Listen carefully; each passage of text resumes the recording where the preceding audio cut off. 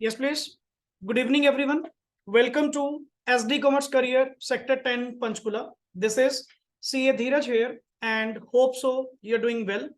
In the previous lecture, the first lecture of class +2 आप लोगों ने जो अटेंड किया जिसमें जस्ट एक इंट्रो पार्ट में आप लोगों ने sir micro and macro economics का डिफरेंस सॉर्ट आउट किया, क्लियर किया एंड डिफरेंस के तौर पे हमें क्या समझ में आया सर, इकोनॉमिक प्रॉब्लम्स वही हैं, इकोनॉमिक एक्टिविटीज वही हैं, economic issues remain the same, clear. But the thing is, जब आप उन इकोनॉमिक प्रॉब्लम्स को, उन इकोनॉमिक इश्यूज को एक छोटे लेवल पे डिस्कस करते हैं, एक इंडिविजुअल के लेवल पे आप लोग क्या करते हैं सर, डील करते हैं, that is called as micro economics. And उन्हीं इकोनॉमिक इश्यूज को मैक्रो लेवल पे डील करना, ऑल ओवर इकोनॉमी लेवल पे डील करना, that is basically called as macro economics, clear. And after that the कुछ छोटे छोटे पॉइंट्स हम लोगों ने डिस्कस किए सर। माइक्रो जो वर्ड है वो micros, Greek word that means small, and macro जो वर्ड है macros, the Greek word that means large, clear.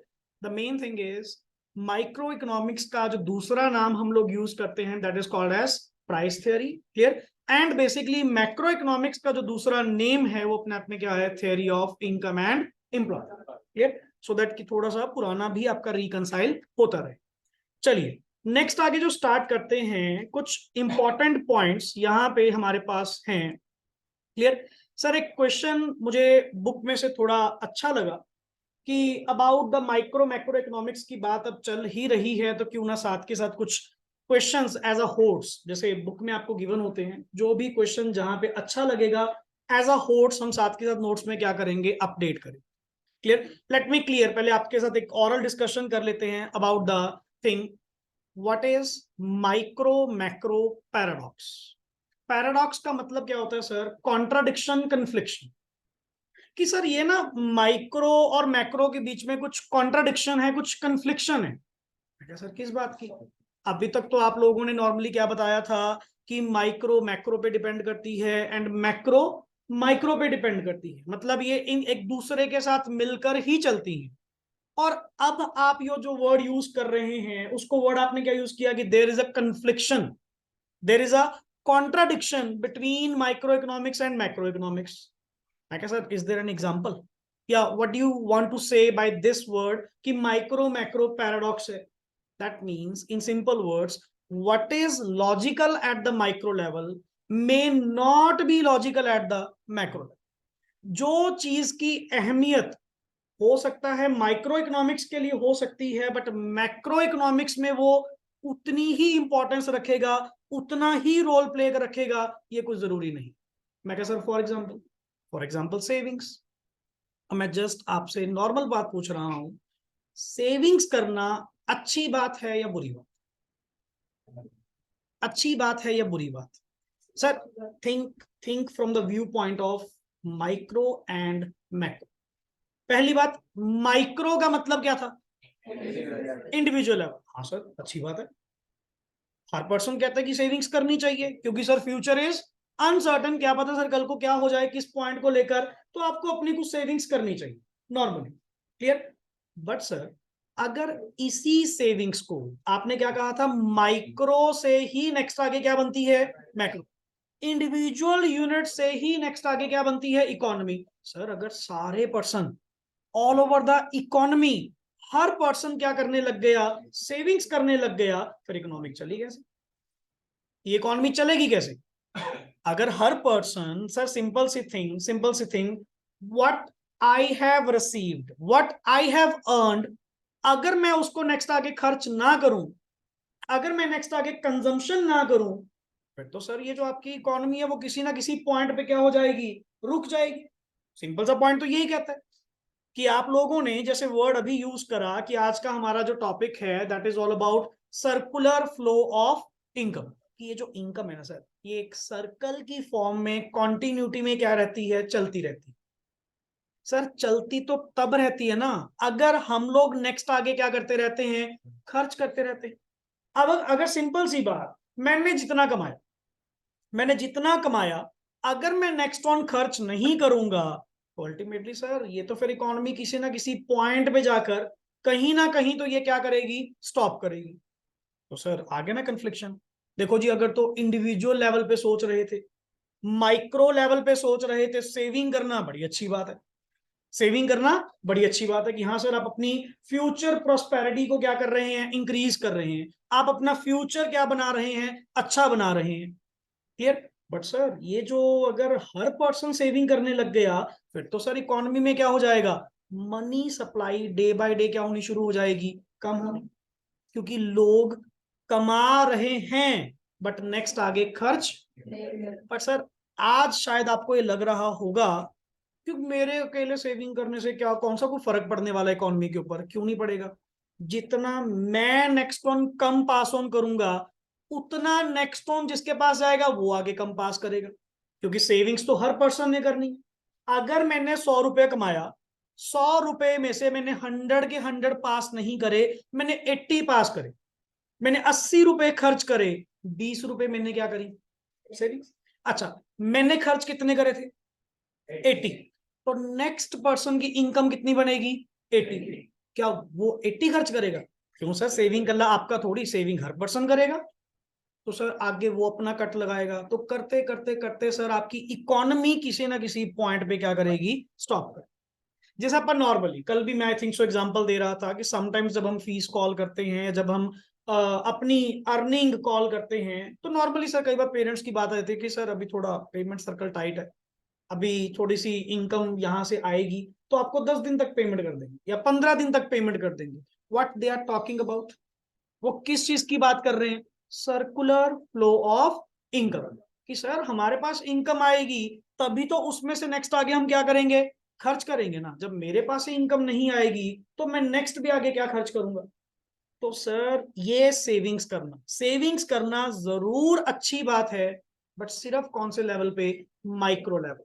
But macro level पे अगर इसको कंसिडर किया जाए, मैक्रो लेवल पे सर आपकी इकोनॉमी सेविंग से नहीं, आपकी इकोनॉमी किससे चलती है, कंजम्पशन से चलती है। इवन बिल्कुल प्रैक्टिकल बात बता रहा हूं, लेटेस्ट अभी बजट पास हुआ ना, गवर्नमेंट बजट जो पास हुआ 1 फरवरी 2023 को, for the financial year 2023 and 24 के लिए जो बजट पास हुआ, इन लोगों ने या गवर्नमेंट ने नया रूल पास कर दिया। नया रूल क्या पास कर दिया कि मैक्सिमम एक person subject to 5 lakh rupees insurance premium भर पाएगा, इससे ज्यादा नहीं भर पाएगा। पहली बात सर, इंश्योरेंस प्रीमियम भरना मतलब आप अपनी सेविंग्स वगैरह कर रहे हैं। क्लियर। जब इन्होंने देखा कि लोगों का कंजम्पशन पैटर्न क्या होता जा रहा है, कम होता जा रहा है, एंड सेविंग्स क्या होती जा रही हैं, ज्यादा। एंड आफ्टर कोरोना सबको बिलीव भी हो गया कि सर सेविंग्स करके रखो, कुछ नहीं पता अनसर्टनिटी कब आ जाए, किस पॉइंट को लेकर हमें क्या क्या थिंग्स बियर करनी पड़े, ये भी नहीं पता। तो लोगों ने क्या करा, सेविंग्स का ट्रेंड बढ़ा दिया, कंजम्पशन का ट्रेंड क्या कर दिया, कम कर दिया। तो बैकएंड पे गवर्नमेंट बजट जो बना रही है, उन्होंने तो मनी सप्लाई देखनी है कि इकोनॉमी में सर, इकोनॉमी में जितना पैसा आएगा तब जाके इकोनॉमी आपकी स्मूथली चल पाएगी। उल्टा लोगों ने तो इंश्योरेंस पे इंश्योरेंस, प्लान पे प्लान, सेविंग्स पे सेविंग्स करनी शुरू कर दी। इन्होंने क्या कर दिया, बजट के अंदर लिमिट ही लगा दी कि मैक्सिमम एक person subject to 5 lakh rupees तक का अपनी इंश्योरेंस पॉलिसीज के ऊपर क्या लगाएगा, प्रीमियम भरेगा। इससे ज्यादा उसको अलाउड नहीं है।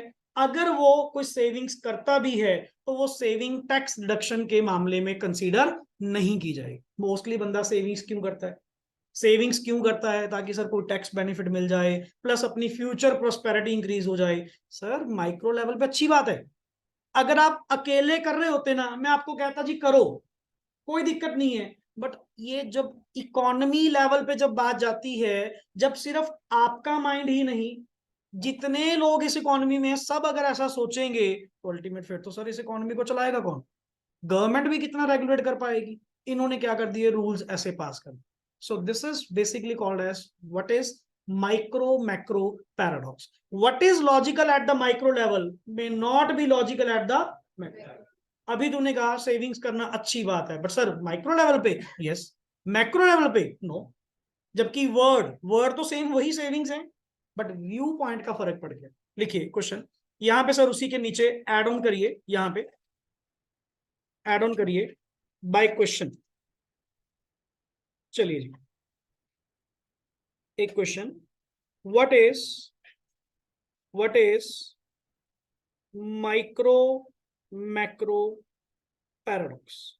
इसके बाद स्ट्रेट फॉरवर्ड हम अपनी सर्कुलर फ्लो ऑफ इनकम में जा सकते हैं, बिकॉज इसी के थ्रू आप लोगों को एक वर्ड क्लियर हो चुका कि अल्टीमेट सर ये सर्कुलर फ्लो ऑफ इनकम है क्या।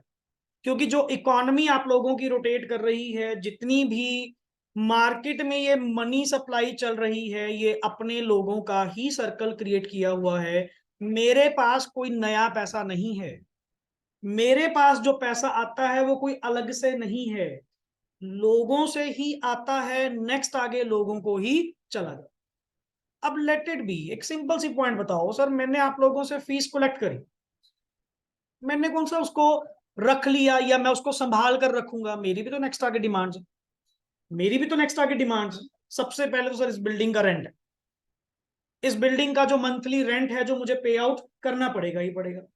तो अल्टीमेट पैसा टिकेगा नहीं सर, पैसा तो कॉन्टिन्यूटी में ऐसे ही सर्कल में क्या करता रहता है, फ्लो करता रहता है, and that is basically called as circular flow of income. Clear. So basically यहां पे लिखिए सबसे पहला word sir, micro macro paradox में सबसे पहली line answer, the paradox is inverted commas में, what is logical at micro level may not be logical at macro level। Sir ये जरूरी थोड़ा होता है कि जो माइक्रो में जैसा रोल प्ले रहा या उन आइटम्स की जितनी इंपॉर्टेंस माइक्रो में थी उतनी ही सेम इंपॉर्टेंस मैक्रो में होगी, ये जरूरी नहीं। कहते सर वो कैसे, पढ़िए। व्हेन यहां पे इसको लिखते हैं for example savings, for examples, savings is a virtue, virtue means a good thing, अच्छी चीज। Clear. Savings is a virtue at the कौन से लेवल पे sir, micro level, at the micro level. But if all the people if all the people in the society starts saving, comma, it will lead to, इससे क्या होगा sir, it will lead to. Clear. इसको अपन लिखेंगे sir arrows में, अलग अलग line में, it will leads to, word क्या लिखा हुआ जी, fall in demand. And sir अगर फॉल इन डिमांड होगी तो नेक्स्ट आगे क्या होगा, फॉल इन इन्वेस्टमेंट। ये समझेंगे एक एक पॉइंट। एंड इन्वेस्टमेंट अगर फॉल करेगी तो फॉल इन क्या होगा sir, production. And fall in production होगा तो क्या होगा sir, fall in employment. And the next is, अगर एम्प्लॉयमेंट फॉल करी तो अल्टीमेट फॉल इन क्या होगा, इनकम। इनकम। कल हम लोगों ने एक वर्ड पढ़ा था ना कि सर मैक्रो लेवल पे इतनी दिक्कत आती है, किस बात को लेकर आप एक सिंगल फैक्टर भी चेंज करेंगे ना, जरा सा भी अगर मैक्रो लेवल पे अगर आप कोई चेंज करेंगे, उसका इंपैक्ट पूरी ऑल ओवर किस पे आएगा, इकोनॉमी। और ये सारे फैक्टर्स आप में क्या है सर, इंटरलिंक्ड है। फॉर एग्जांपल मैं इसको प्रैक्टिकली समझाता हूं। सर एक चीज बताइए, आप लोग डिमांड कब करते हैं, +1 का बेसिक कॉन्सेप्ट है। डिमांड में फर्स्ट वर्ड आप यूज करते हैं desire, plus the main thing is money. आपकी जेब में क्या होना चाहिए सर, पैसा। उस डिजायर को क्या करने के लिए, पूरा करने के लिए, ओनली देन इट बिकम्स क्या बनती है, डिमांड। नहीं तो सर डिजायर्स तो मेरे बहुत, विशेष तो मेरी बहुत है, तो अल्टीमेटली वो अपने आप में डिमांड नहीं बनेगी अनटिल एंड अनलेस जब तक जेब में क्या ना हो, पैसा। तो सर एक चीज थोड़ी क्लियर हो रही है, एक छोटा छोटा वर्ड क्लियर हो रहा है। अगर मैंने 100 रुपीज कमाए, मैंने नेक्स्ट ऑन खर्च कितने करे सर? 80। मैंने अपना 20 रुपीज का क्या कर लिया, कट लगा लिया, मतलब सेविंग्स कर ली। मेरे लिए तो अच्छी बात थी, मेरे लिए तो अच्छी बात थी, क्योंकि मैं अपनी फ्यूचर प्रोस्पेरिटी को क्या कर रहा हूं, इंक्रीज कर रहा हूं। मैं अपना अनसर्टेन फ्यूचर क्या कर रहा हूं, सिक्योर कर। ठीक है सर, मेरे लिए तो अच्छी बात है। मैंने नेक्स्ट ऑन पास कितना करा? 80। मैंने नेक्स्ट आगे खर्च कितना करा? 80। सामने वाले पर्सन की इनकम कितनी होगी? 80। अब क्या वो 80 के 80 खर्च करेगा? वो भी तो कुछ सेविंग करेगा। सर मान लीजिए 80 में से उसने नेक्स्ट आगे खर्च कितने करे? 65। 15 रुपीज का कट उसने लगा लिया। अगर सर ऐसे हर पर्सन तक ये पैसा अगर चलता गया और हर पर्सन अपना अपना सेविंग्स का कट लगाता रहा, फिर तो डे बाय डे मार्केट में जो मनी सप्लाई है वो क्या होती रहेगी? कम। मनी सप्लाई का कम जाना, मार्केट में डिप्रेशन आना। डिप्रेशन आना that mean sir aggregate demand का लेवल क्या जाना? डाउन जाना। जिसको तुम वर्ड बोलते हो मंदी छा जाना, कि सर इकोनॉमी में तो बिल्कुल क्या छा गई जी, मंदी छा गई, पता ही नहीं सर काम निकलेगा या नहीं निकलेगा। उसका कारण कौन है? सिर्फ एक चीज, पैसा। पूरी मैक्रो लेवल पे जस्ट वर्ड ही आपके पास पहला एक मेन है, दैट इज पैसा।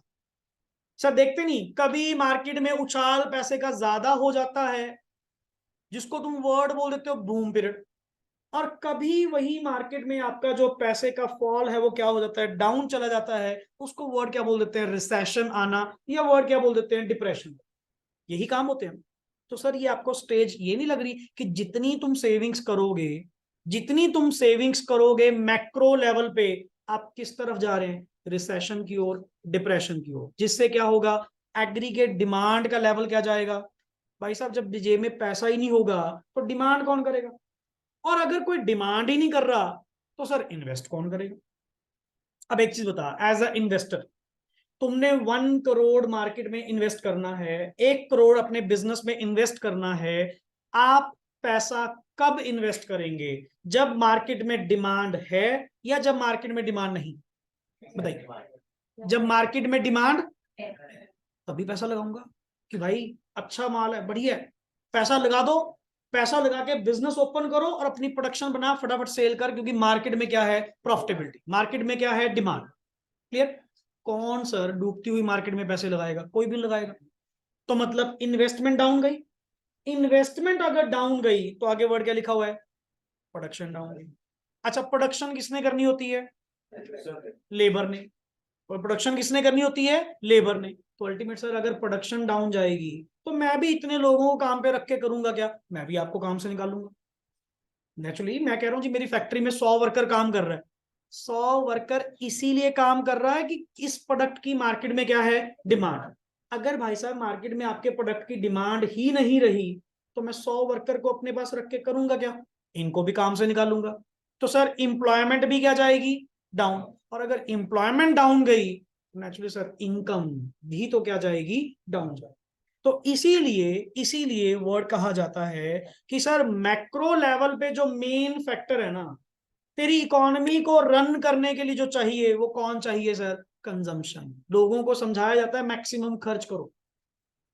फॉरेन में स्पेशल, फॉरेन में स्पेशली दे देखते नहीं, कई बार कोई अमेरिका रिसेशन में चला गया, कभी ऑस्ट्रेलिया, कभी कब सबकी इकोनॉमी हिली पड़ी है। उसका दिक्कत पता क्या है? जब वो एक लेवल पे सेविंग्स करनी क्या कर देते हैं? स्टार्ट कर देते हैं। उल्टा गवर्नमेंट आपको पैसा देती है, खर्च करो, निकलो, आपके अकाउंट में पैसे डॉलर्स आएंगे कि आप इसको खर्च करो। क्यों? जितना कुछ करना है वो सारा, सारी फैसिलिटीज कौन दे रही है? गवर्नमेंट दे रही है। देन आपको सेविंग्स क्यों करनी पड़ रही है? आपका मेडिकल, आपका कोई हॉस्पिटल का थिंग, आपके बच्चों की एजुकेशन हुई, ओल्ड एज कुछ आपका क्राइटेरिया है, सब कुछ तो किसने देना है? गवर्नमेंट ने देना है। फिर तुम सेविंग्स क्यों कर रहे हो? और अगर तुम भी सेविंग्स करने लग गए फिर सर इकोनॉमी को चलाएगा कौन? वो उल्टा ये प्रमोट करते हैं कि मैक्सिमम खर्च किया करो। तभी तो वीकेंड पे उड़ाते हैं वो। जितना हफ्ते में कमाया सारा का सारा वीकेंड पे लगा दिया, जस्ट नॉमिनल सी अमाउंट रखते हुए। क्योंकि सर इकोनॉमी चलती है किसके अकॉर्डिंग? चलती है कंजम्पशन के अकॉर्डिंग। क्लियर? नहीं तो ये सारी चेन तेरी fall fall fall fall, ultimate ये किसकी ओर ले जाएगी? आपको डिप्रेशन की ओर ले जाएगी। And the last line, thereby, thereby, thereby decreasing the growth of the economy। और ऐसे करते करते आपकी सर इकोनॉमी की ग्रोथ क्या चली जाएगी, उल्टा डाउन जाना स्टार्ट कर देगी। That is called as decreasing growth of the economy. So उल्टा समझाओ इन लोगों को, मैक्सिमम समझाओ कि सर कंजम्पशन किया करो, एक्सपेंडिचर किया करो। जितना एक्सपेंडिचर करोगे उतना अल्टीमेटली आपकी इकोनॉमी क्या होएगी सर, पॉजिटिव जाएगी। इसका मतलब ये नहीं कि आपको बढ़ाया जा रहा है कि खर्च करो, घर वालों को कह दो मैं इकोनॉमी को बचाने लगा हूं, ऐसा कुछ भी नहीं है। क्लियर? तो अल्टीमेटली वहां पे जस्ट एक इकोनॉमी पॉइंट से व्यू पॉइंट है। पता लगे घर से पैसे लेने शुरू कर दे, किस नाम से, इकोनॉमी के नाम से, वाह पापा इकोनॉमी डूब जाएगी बचो, ऐसा कुछ नहीं है। तो अल्टीमेटली जस्ट कहने के लिए वर्ड क्या चलता है कि सर माइक्रो लेवल पे saving is a good thing, saving is a virtue, but at the macro level saving is a vice. Vice का मतलब क्या है, एक बुरी चीज है कि सर सेविंग्स को इतना भी प्रमोट नहीं करना चाहिए। ठीक है, सेविंग्स रखो जितनी का आपको रिक्वायर्ड है, बट टू मच सेविंग्स आपकी इकोनॉमी को ले बैठेगी और आपकी ग्रोथ जो है इकोनॉमी की वो क्या जाएगी, डाउन जाएगी। जीडीपी रेट आपका अपवर्ड जाने की बजाय डाउनवर्ड फॉल करना क्या कर देगा, स्टार्ट कर देगा। क्लियर? चलिए नाउ यहां पे सर ये टॉपिक एक बार इंट्रोडक्शन हमारी हल्की सी कंप्लीट होती है। नाउ हियर कम्स, यहां पे एक वर्ड लिखिए जी, circular flow of income. Circular flow of income. Sir इस टॉपिक में हमें क्या पढ़ने को मिलेगा, जो बार बार आप लोग ये वर्ड यूज कर रहे हैं कि सर जितनी भी इकोनॉमी का जो फ्लो है वो अल्टीमेट एक सर्कल की फॉर्म में, एक इनकम का जो फ्लो है वो सर्कल की फॉर्म में। दैट मीन्स मेरे पास जो पैसा आएगा मैं नेक्स्ट आगे खर्च करूंगा, आपके पास जो पैसा आएगा आप नेक्स्ट ऑन क्या करेंगे, पास करेंगे। Because the basic thing is human wants are unlimited. Clear? हर पर्सन को अपनी डिमांड्स पूरा करने के लिए किसी दूसरे के पास तो जाना पड़ेगा ही। अगर मैं कहूँ जी मैं अपने लेवल पे कितने एक्टिविटीज, कहां कहां से मैं पैसा बचा लूं, कौन कौन से काम मैं खुद कर लूंगा, पॉसिबल नहीं है। अब जिस काम के लिए जो पर्सन है, तभी आप देख रहे हो हर पर्सन सेम इकोनॉमिक एक्टिविटी में इन्वॉल्व नहीं है, सेम बिजनेस एक्टिविटी में इन्वॉल्व नहीं है। हर पर्सन अलग अलग कैटेगरी का काम कर रहा है। जैसे मैं सर एजुकेशन फील्ड में हूं, बट एजुकेशन फील्ड के अलावा मेरी बाकी जो डिमांड्स हैं, चलो कोई पढ़ाई के रिलेटेड होगा वो तो मैं खुद से चला लूंगा काम। जो एजुकेशन सर्विसेज के अलावा जो मेरी डिमांड्स हैं वो तो किसी दूसरे सेक्टर के पास जानी पड़ेंगी, किसी दूसरे दुकानदार के पास, किसी दूसरे पर्सन के पास, जो वो सर्विस क्या करता होगा, प्रोवाइड करता होगा। सर मैं उसको क्या प्रोवाइड करूंगा, पैसे, वो मुझे क्या प्रोवाइड करेगा, अपनी सर्विसेज। डिपेंडेंसी तो है ना, डिपेंडेंसी तो है ना। या तो आप ये कह दो कि सर मेरा इस इकोनॉमी से कोई लेना देना नहीं है, कि मैं अपनी डिमांड्स खुद से पूरी करता हूं, मैं अपनी सप्लाई खुद से करता हूं, मतलब ही नहीं sir. Human is basically dependent on each other, we all are basically dependent on each other. आप शायद मेरे पास पढ़ने के लिए आए हैं और मेरी रिक्वायरमेंट्स जब मैंने पूरी करनी होंगी तो मे भी मैं आप लोगों के पास जाऊं। कई बार हम कह के रखते हैं इवन स्टूडेंट्स को भी कि आप अपने जो पेरेंट्स का बिजनेस है वो बताकर रखा करो कि सर मेरे पेरेंट्स इस फील्ड में हैं। समटाइम्स हमारे नॉलेज में कोई काम आता है, ठीक है ना, तो नेचुरली मैं अदर देन बाहर के पर्सन, मैं तो किसी अपने पर्सन को रेफर करूंगा ना। अब नॉर्मली जो पेरेंट्स हमारे पास मिलते रहते हैं जिन्होंने बताया हुआ कि सर हमारा इस तरह का काम है, या हम भी पूछते हैं, हमारी पक्की आता है एज अ सीए, होते ही है ना। क्लियर? आदत है कि एक बार पूछेंगे सर आप किस फील्ड में हो, आप किस काम में हो, जॉब में हो तो कहाँ पे हो। शायद लिंक्स के कारण ही तो नेक्स्ट आगे क्या निकलते हैं, काम निकलते हैं। कि मान लो सपोज मेरे पास कोई क्लाइंट आया, उसको वो काम चाहिए था, कुछ सर्विसेज चाहिए थी, मैं तो नहीं दे सकता, पर मेरी नॉलेज में कोई आप में से था, मैं कहा हाँ उसके फादर काम करते हैं, उसको रेफर कर दूं, उनसे बात कर लो। मैं तो अपने पर्सन का ही सर्कल चलाऊंगा ना, क्योंकि बिकॉज ये सारी सर्विसेज गुड्स एंड ऑल ये हम एक दूसरे से ही क्या करते हैं, कंप्लीट करते हैं। क्लियर? सो बेसिकली हम यहाँ पे वर्ड यूज कर रहे हैं सर, ये जितनी भी आपकी इकोनॉमी है, ये लिखने का नहीं, जितनी भी आप लोगों की ये इकोनॉमी है, इस इकोनॉमी में कुछ एक्टिविटीज परफॉर्म की जाती हैं, कुछ बेसिक एक्टिविटीज परफॉर्म की जाती हैं। Clear? And those activities are basically called as like production करना, लाइक कंजम्पशन करना, एंड लाइक या इन्वेस्टमेंट करना. Clear? So these are the basically economic activities जिसके थ्रू आप लोगों की ये इकोनॉमी क्या हो रही है सर, रन हो रही है. That is basically called as economic activities. And ये इकोनॉमिक एक्टिविटीज कैरी ऑन की जाती हैं by the economic agents.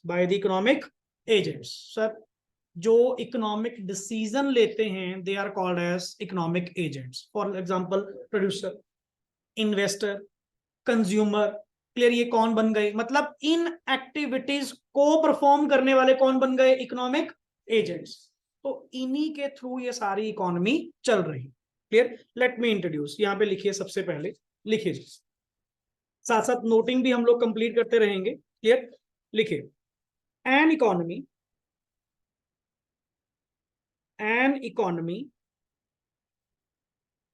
consists of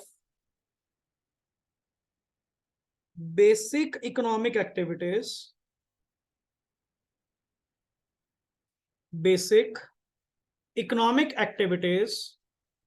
of कौन कौन सी sir?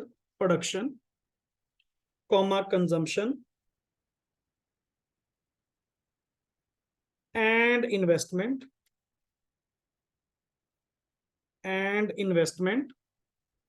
full stop. These are the vital processes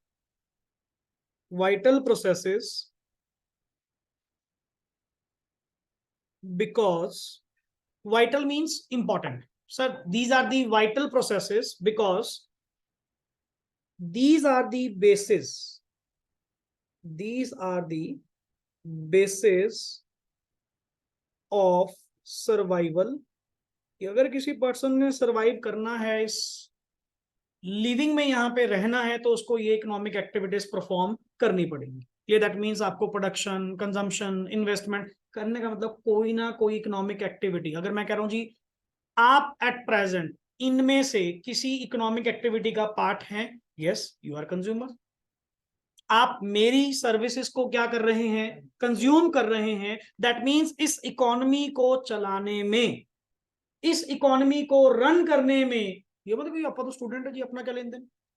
अपना तो कोई कंट्रीब्यूशन नहीं है. क्यों? जितनी भी आप कंजम्पशन एक्टिविटीज कर रहे हैं, ये भी तो circular flow of income run करने में, पूरी इकोनॉमी को रन करने में क्या कर रहे हैं? हेल्प करने. हाँ, एट प्रेजेंट मैं तुम्हें सर्विसेज दे रहा हूं, तो मैं कौन सा सेक्टर से हुआ सर? Producer sector. आप मेरी सर्विसेज को क्या कर रहे हैं? कंज्यूम कर रहे हैं, तो बेसिकली आप क्या हुए? Consumer sector. क्लियर? बट ये नहीं है कि जितने भी पर्सन इस इकोनॉमी का पार्ट हैं, जितने भी इकोनॉमिक एजेंट्स हैं, कि उनका कोई रोल प्ले ही नहीं है. ऐसा थोड़ी है सर. हर पर्सन अपने आप में कोई ना कोई रोल प्ले तो कर ही रहा है. Clear? So basically these are the basis of survival and growth of an economy. ये तो जरूरी है सर. आपकी इकोनॉमी इन एक्टिविटीज के बिना कुछ भी नहीं है. क्लियर? सो बेसिकली आगे लिखिए, in carrying out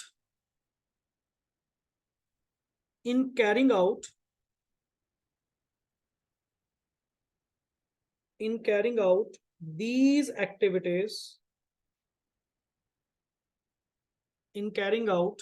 activities, comma, producers produce goods and services,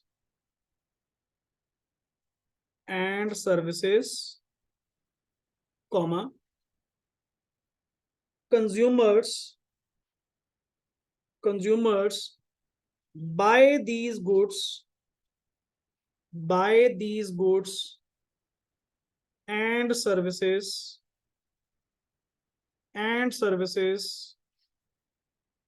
and thereby generate income. thereby, और यहां से आपकी इनकम क्या होती है? जनरेट होती है. Full stop. income generated income generated in the production process, income generated in the production process flows in a circular form, और यही पैसा जो एक बार क्या हुआ, जनरेट हुआ, ये सर कॉन्टिन्यूटी में सर्कल की फॉर्म में चलता रहता है. That's why it is basically called as circular flow of income. आप सर्कल देखते हैं, circle is basically a never ending, जिसका कोई स्टार्टिंग पॉइंट नहीं है, जिसका कोई एंडिंग पॉइंट नहीं है, क्योंकि सर ये कॉन्टिन्यूटी में ही ऐसा क्या करता रहेगा, रोटेट करता रहेगा. क्लियर. आज डायग्रामेटिक बनेंगे, इसके बाद बनाएंगे कि सर टू फैक्टर्स या टू सेक्टर मॉडल बना के दिखाइए कि सर्कुलर फ्लो ऑफ इनकम दो सेक्टर्स में कैसे मूव करती है. तो सर पैसा कभी टिकेगा नहीं, अल्टीमेटली यही पैसा कॉन्टिन्यूटी में ऐसा क्या करता रहेगा, मूव ऑन करता रहेगा. Clear. Full stop. Circular form. Full stop. it is called a circular flow. It is called a circular flow as this is a continuous process. Sir ये बात तो ठीक है कि ये जो आपका सर्कुलर है, ये सर्कल की शेप में क्यों है, क्योंकि ये कॉन्टिन्यूटी में चलता है. बट इसके कॉन्टिन्यूटी में चलने का कारण, अगर आपका कहे बात कि सर ये सर्कल ऐसे ही मूव ऑन करता रहेगा बिकॉज ये कॉन्टिन्यूस है, कॉन्टिन्यूस भी क्यों है, बिकॉज ह्यूमन वांट्स और आपकी क्या होती हैं, अनलिमिटेड. कौन सा वन टाइम आपका नहीं करा कि मैंने एक बार गुड्स बनाई या मैंने एक बार सर्विस जनरेट करी, आपको दे दी, उसके बाद क्या कभी जरूरत ही नहीं पड़ेगी. नीड्स तो आपकी फिर भी क्या होती रहेंगी, अराइज होती रहेंगी ना. That's why it is called as circular flow. Clear. Last line इसके साथ ही, as this is a continuous process, full stop, there is no end to it, because there is no end to human wants. क्योंकि sir जब तक आपकी human wants नहीं खत्म होंगी, आपका ये सर्कुलर फ्लो ऑफ इनकम ऐसे ही कंटिन्यूटी में क्या करता रहेगा, चलता रहेगा. क्लियर. सो इन शॉर्ट वर्ड्स, ये तो चलो एक इंट्रो के पॉइंट से आपने लिखा कि सर्कुलर फ्लो का मतलब क्या है. Clear. In short words, inverted commas, यहां तक हो गया जी everyone. In short words I can say, लिखिए जी, it is the flow of, it is the flow of money income or flow of goods and services across different sectors of an economy, across different sectors of an economy in a circular form. In nutshell, this is your definition. किस point को लेकर कि sir circular flow of income का मतलब क्या है. It's basically a money flow of income और goods and services का फ्लो होना across the different sectors of the economy. Clear. Different sectors of the economy in a circle form.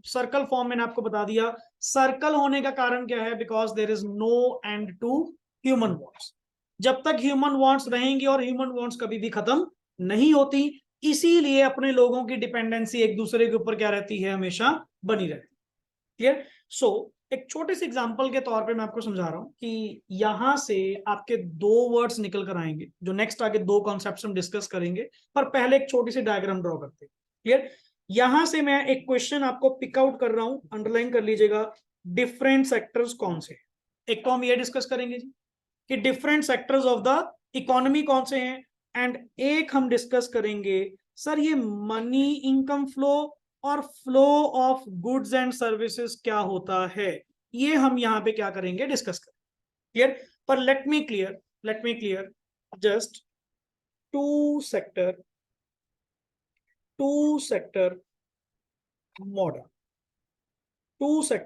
Model, क्योंकि next one आगे writing में लिखने के लिए काफी सारी हेल्प आपको यहां से मिलेगी। क्लियर?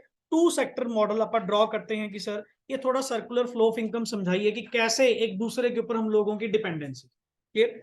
तो सर टू सेक्टर मॉडल में वैसे हमारे पास टोटल 4 सेक्टर्स हैं। हमने पूरी इकोनॉमी को कितने पार्ट्स में डिवाइड कर दिया? 4 पार्ट्स, 4 सेक्टर्स में। One is house hold sector, number 2 is producer sector, number 3 government, and number 4 rest of the world. बाकी सारे किसमें आ गए? Rest of the world. Clear? तो हमने सर अपनी इकोनॉमिक प्रॉब्लम्स को डील करने के लिए, अपने इकोनॉमिक इश्यूज को प्रॉपर वे से समझने के लिए मैंने अपनी इकोनॉमी को 4 पार्ट्स में क्या कर लिया? डिवाइड कर लिया। सर एक होते हैं जी हाउस होल्ड सेक्टर वाले, एक होते हैं प्रोड्यूसर सेक्टर, क्लियर, और एक है गवर्नमेंट सेक्टर, और एक है रेस्ट ऑफ द वर्ल्ड जो इनके अलावा। सर एक चीज बताइए, एट प्रेजेंट मैं कौन से सेक्टर से बिलोंग करता हूँ? Producer, because I am generating my services, I am providing my services. आप लोग किस सेक्टर को बिलोंग करते हैं? House hold, consumer sector, house hold sector. Clear? आपकी क्लास के बाद मैं भी तो कहीं ना कहीं कंज्यूमर हूं, मैं भी तो कहीं ना कहीं हाउस होल्ड सेक्टर से बिलोंग करता हूं। मतलब सर है तो ये अप्पा लोग ही हैं, इस इकोनॉमी को चलाने वाले कौन है तो अप्पा लोग ही हैं। किसी पॉइंट ऑफ टाइम पे मैं हाउस होल्ड में हूं, किसी पॉइंट ऑफ टाइम पे मैं प्रोड्यूसर हूं, क्योंकि देखो जी इनकम अर्न करेंगे तभी तो नेक्स्ट आगे क्या करेंगे? खर्च करेंगे। तो टू सेक्टर मॉडल में हम लोग सर 2 सेक्टर्स को लेके चलते हैं। एक तरफ लिखिए यहाँ पे हाउस होल्ड, ये स्पेस ऐसे ही देना 3-4, पहले आप देख लीजिए फिर इसको ड्रॉ करिएगा, पहले समझ लीजिए फिर ड्रॉ करिएगा साफ साफ। हाउस होल्ड सेक्टर एंड दूसरा कौन सा है जी आपका? Producer sector. Clear? Producer sector.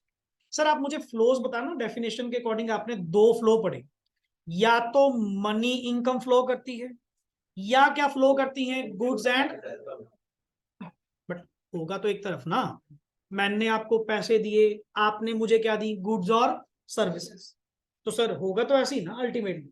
तो sir let it be these are the two sectors, ये टू सेक्टर मॉडल बना रहा हूं जस्ट मैं एग्जांपल के तौर पे। सबसे पहले ट्रांजैक्शन, हाउस होल्ड सेक्टर वाले प्रोड्यूसर सेक्टर को प्रोवाइड करते हैं अपनी फैक्टर सर्विसेज। क्या प्रोवाइड करते हैं? अब सर आप लोगों ने +1 लेवल पे हल्का सा वर्ड सुना होगा, there are 4 factors of production that are land, labour, capital and enterprise. Land, labour आप यहाँ पे लिख ही लेते हैं, लैंड, दूसरा लेबर, तीसरा capital, and last word is enterprise. Clear? ये sir 4 factor services as a household के पास होते हुए हम किसको प्रोवाइड करते हैं? प्रोड्यूसर। जिसके बदले में प्रोड्यूसर सेक्टर हमें क्या प्रोवाइड करता है जी? Factor payments. क्या प्रोवाइड करता है? Factor payments. Sir factor payments मतलब अगर मैंने अपनी लैंड प्रोड्यूसर सेक्टर को दी तो प्रोड्यूसर सेक्टर उसके बदले में मुझे क्या पे करेगा? रेंट। क्या पे करेगा? रेंट। क्लियर? अगर मैंने लेबर प्रोवाइड करी तो लेबर को क्या मिलेंगे सर? वेजेस। अगर मैंने कैपिटल प्रोवाइड करी तो कैपिटल पे क्या मिलेगा? इंटरेस्ट। और एंटरप्रेन्योर को क्या मिलेगा? प्रॉफिट। मतलब सर एक हाथ दिया एक हाथ लिया। मैंने अपनी फैक्टर सर्विसेज किसको प्रोवाइड करी? मैंने अपनी फैक्टर सर्विसेज किसको प्रोवाइड करी? Producer sector. क्लियर? अच्छा एक बात बता, इन दोनों में से money flow and real flow, जो आपकी नेक्स्ट आगे टर्म होने वाली है मेरे साथ, मनी फ्लो एंड दूसरा वर्ड क्या बोला? Real flow.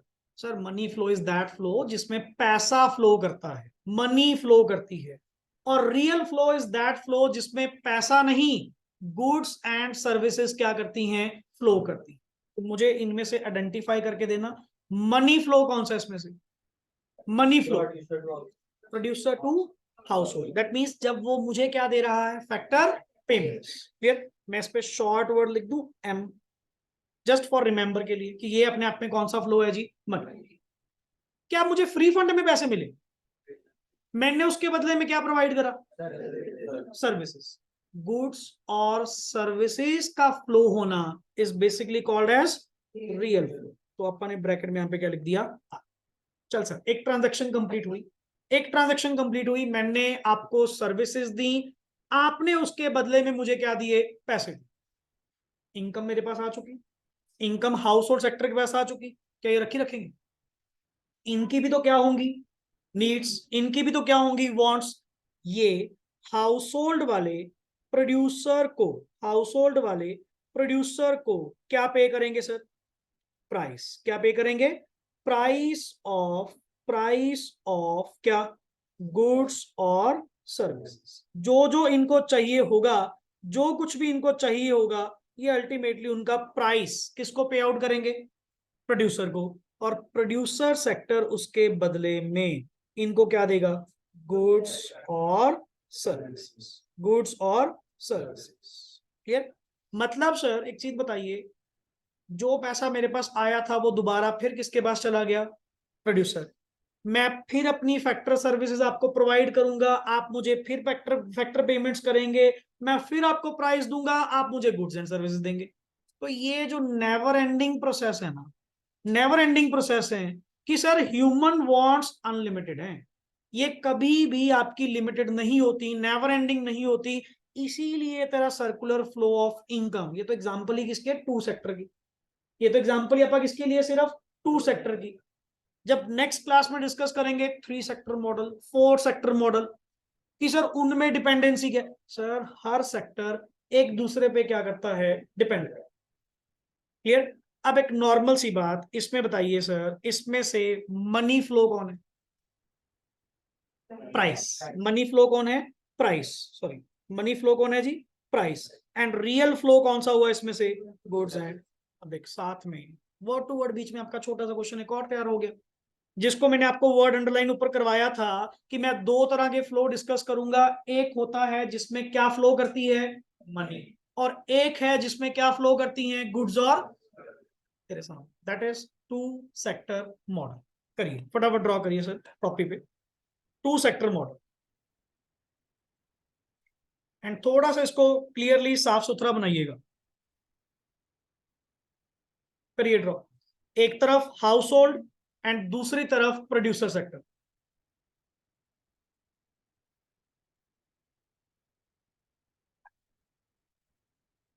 अब इसमें क्वेश्चन सुनना, इसके बाद पहले आप एक बार ये बनाइए।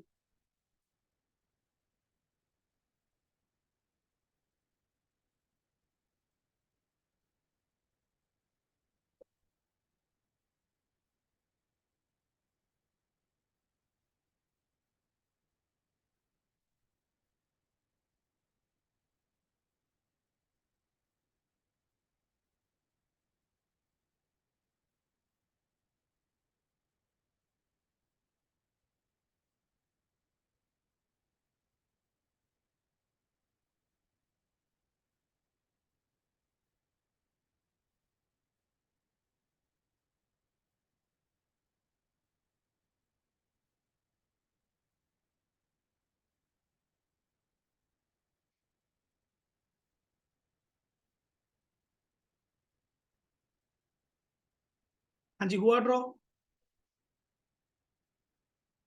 ट्रांजैक्शन नंबर वन क्या थी? Transaction number one, house hold ने प्रोड्यूसर सेक्टर को क्या प्रोवाइड करी थी? Factor services in the form of land, labour, capital and enterprise. जिसके बदले में transaction number two, producer sector ने मुझे क्या प्रोवाइड करा? फैक्टर पेमेंट्स, फैक्टर इनकम, कुछ भी वर्ड आप यूज कर सकते हैं, in the form of land के बदले में रेंट, लेबर के बदले में वेजेस, कैपिटल के ऊपर इंटरेस्ट, एंड एंटरप्रेन्योर को क्या मिला? प्रॉफिट। डन। अब सर पैसा किसके पास आया? पैसा किसके पास आया? House hold. गुड्स किसके पास बनी पड़ी हैं? प्रोड्यूसर। अब सर डिमांड तो मेरी भी है, मैं भी तो अपनी डिमांड्स पूरा करूंगा। मैं प्राइस ऑफ, मैं कौन? House hold. House hold sector producer को क्या प्रोवाइड करेगा, प्राइस ऑफ गुड्स और जिसके बदले में वो मुझे क्या देंगे, गुड्स और सर्विसेज। क्लियर, छोटा सा पॉइंट यहीं से जो आपने ये लिखा MR, that is money flow and real flow, यहीं पे एक छोटा सा डिफरेंस नोट डाउन कर लेते हैं, लिखिए जी साथ के साथ। मीनिंग एंड डिफरेंस, इसको ऐसे ना बुलेट मार्क कर लिया करो कि ये अलग से टॉपिक हो चुका है। Meaning and difference between real flow and money flow, real flow and money flow. वही सर, एक साइड पे आपका बेसिस, रियल फ्लो, ये बिल्कुल छोटा सा 4-5 लाइंस का बस, क्योंकि ज्यादा कॉन्सेप्ट नहीं है इसमें। Money flow, real flow and money flow. सबसे पहला पॉइंट बेसिस में sir, number 1 meaning.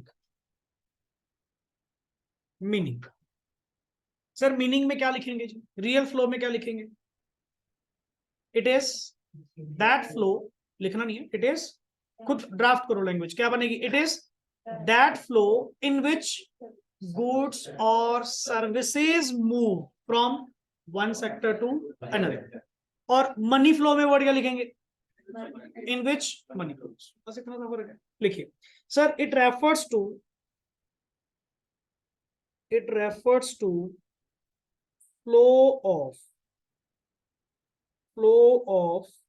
goods and services, across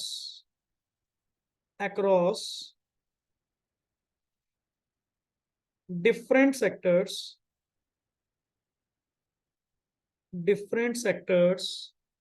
of the economy, different sectors of the economy। इस तरफ क्या लिखेंगे sir, it refers to flow of money across different sectors of the economy,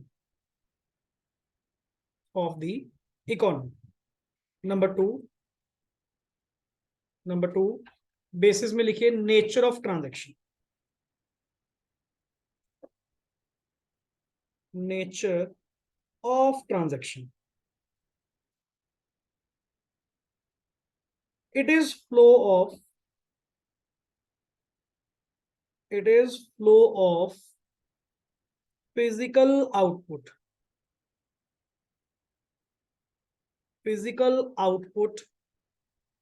among sectors।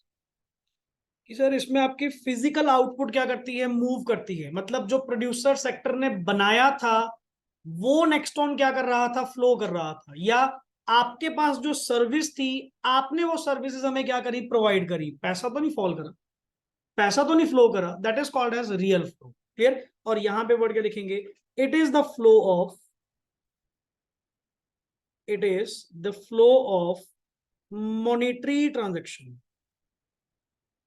monetary transactions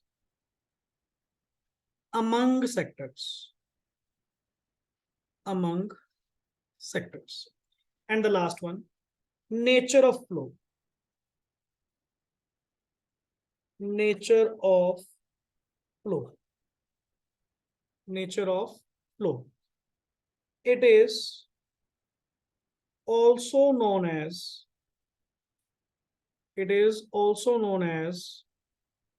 physical flow। Real flow का दूसरा नाम क्या है sir, physical flow, because physical output यहाँ पे क्या करती है, फ्लो करती है among different sectors of the economy. Clear, and the last one is इधर, it is also known as word क्या लिखेंगे जी, नॉमिनल फ्लो। इसका दूसरा नाम क्या है सर, नॉमिनल फ्लो, क्योंकि यहाँ पे गुड्स एंड सर्विसेज नहीं, यहाँ पे क्या फ्लो करती है सर, मनी फ्लो करती है, that's why it is also called as nominal flow. ठीक, सो बेसिकली आज का जो कॉन्सेप्ट, पहले जस्ट 2 मिनट लगाकर एक बार रिवाइज अप कर लेते हैं कि आज आपने क्या क्या डिस्कस किए normal points. Clear? Next lecture तुम्हारा क्लियर है, उसमें तुम क्या करने वाले हैं सर, 3 सेक्टर मॉडल ड्रॉ करेंगे, प्लस एक डेफिनेशन से एक पॉइंट पेंडिंग है, different sectors of the economy. ये तो जस्ट अपने हेडिंग लिखा, one is house hold and the second one is producer. Sir इनके बारे में थोड़ी थोड़ी एक्सप्लेनेशन भी लिखेंगे, समटाइम्स एग्जाम में पूछ लिया जाता है explain the different sectors of the economy, तो वहां पे अपने पास ये एक शॉर्ट नोट, एक दो दो लाइंस के साथ शॉर्ट नोट हमारे पास तैयार होना चाहिए कि sir there are 4 sectors. Number 1 is household, number 2 producer, number 3 government and number 4 rest of the world. Clear? So basically आज हमने स्टार्टिंग जो करी वो कहां से करी sir, what is micro macro paradox. What do you mean by paradox? Contradiction, confliction kind of, कि sir आप पहले तो बता रहे थे कि माइक्रो मैक्रो पे डिपेंड करती है, मैक्रो माइक्रो पे डिपेंड करते हैं, एक दूसरे की मदद से ही ये बनते हैं, फिर एक तरफ वर्ड आप यूज कर रहे हो कि नहीं सर इनमें कन्फ्लिक्शन है, इनमें कॉन्ट्राडिक्शन है। मैं कहा सर किस बात का कॉन्ट्राडिक्शन है? कहते sir what is logical at micro level में not be logical at macro level. कोई जरूरी नहीं है। मैं कहा जी for example savings, savings is a virtue, exact question मिलेगा ये, does saving is a virtue और अ वाइस, एक्सप्लेन। तो वो क्या पूछ रहा है, माइक्रो मैक्रो पैराडॉक्स के बारे में ही पूछ रहा है, समझ रहे हो वर्ड? तो वहां पे अपने एग्जांपल में भी लिखा saving is a virtue, virtue means अच्छी चीज, बट कहां पे, माइक्रो लेवल पे। मैक्रो लेवल पे सर सेविंग्स करना is not a good thing, क्योंकि बिकॉज उसका इम्पैक्ट क्या था, अगर हर पर्सन सेविंग करेगा तो एग्रीगेट डिमांड का लेवल क्या जाएगा, डाउन, उसको देखते हुए इन्वेस्टमेंट डाउन, इन्वेस्टमेंट डाउन तो प्रोडक्शन डाउन, प्रोडक्शन डाउन तो एम्प्लॉयमेंट, और एम्प्लॉयमेंट से इनकम।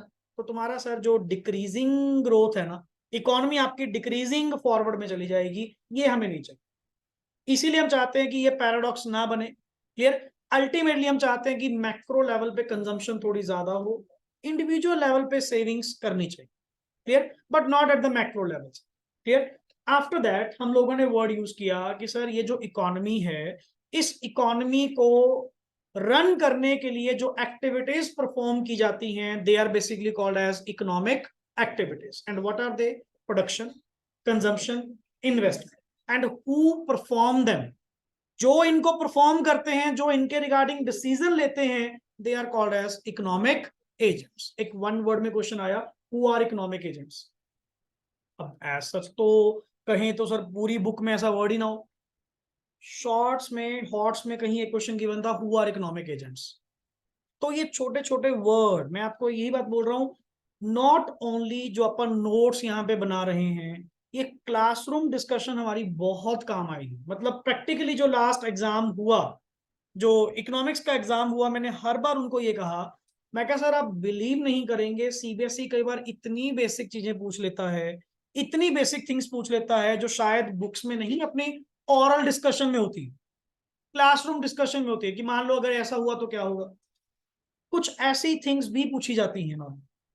क्लियर? सो मेरी जो कोशिश रहती है हमेशा, लिखवाने से पहले आप बोलो आपके अकॉर्डिंग क्या होना चाहिए, देन उसको हम करेंगे करेक्ट पहले, कि सर रियल फ्लो लिखा, रियल फ्लो का मतलब क्या, इतना तो समझ में आया, क्या वर्ड, कि गुड्स एंड सर्विसेज क्या करती हैं, फ्लो करती हैं, तो क्या लिखना चाहिए, क्या वोकैबुलरी यूज होनी चाहिए।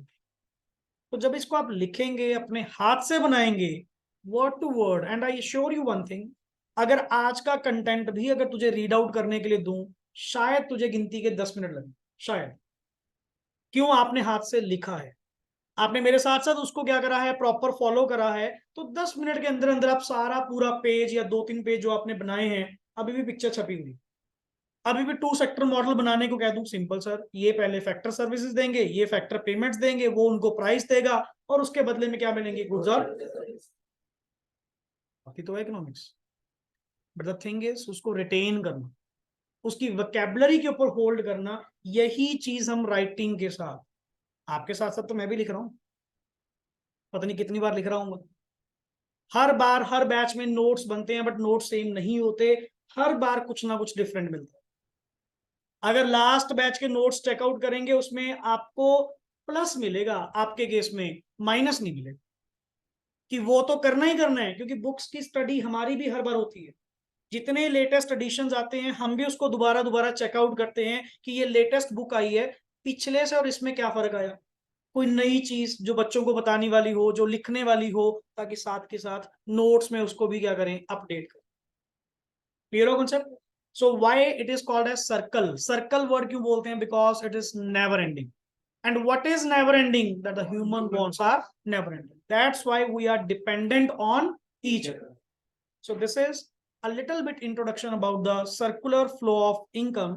नेक्स्ट लेक्चर में और बढ़िया कंटेंट करेंगे इससे भी, क्योंकि धीरे धीरे वर्ड्स आएंगे ना, अभी तो स्टार्टिंग है, सारी चीज आपको बताने वाली अभी पड़ी है, थोड़े थोड़े वर्ड इंट्रोड्यूस हुए हैं मनी सप्लाई के बारे में, trade cycles, boom period, recession period, ये धीरे धीरे सारे वर्ड्स आपको क्लियर। Is that clear?